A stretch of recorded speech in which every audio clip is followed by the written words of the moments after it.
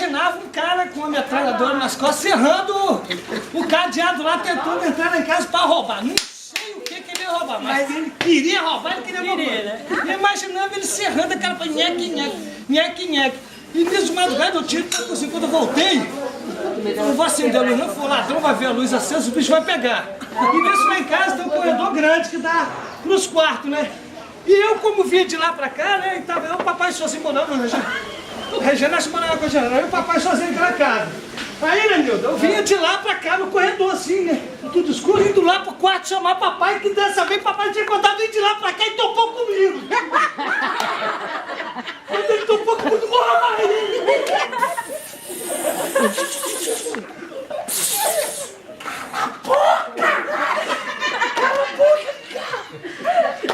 Aí, abaixa o pai, pra que nós estamos abaixados? Pra que nós estamos abaixados, minha avó?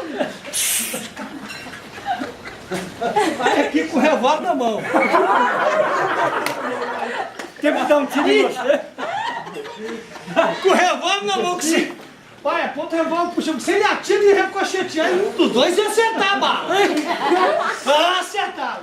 Aí...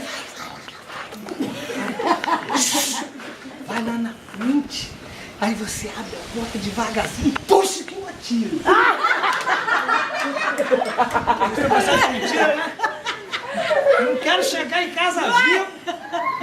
Não quero chegar em casa vivo sem mentira. Aí eu fui devagarzinho, né? E eu atrás, e ele tá atrás de mim, que ele tá chamando pra cima. Você com a cara na frente. Aí eu fui lá.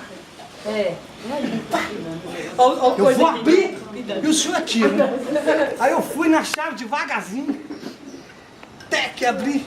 Até quando eu puxei, tá, nada da porta abrindo, nada do papai baixando, desgraçado! Ai, filho da puta!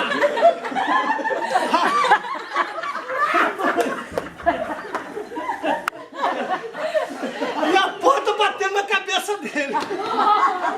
Puta, enfim, ele atirou, pá, acertou a latinha. Um gato, tinha uma latinha de sardinha. A latinha do sardinha, que o infeliz do gato com a mãozinha lambendo, ali arrastando o chão. Tá correndo até hoje o gato.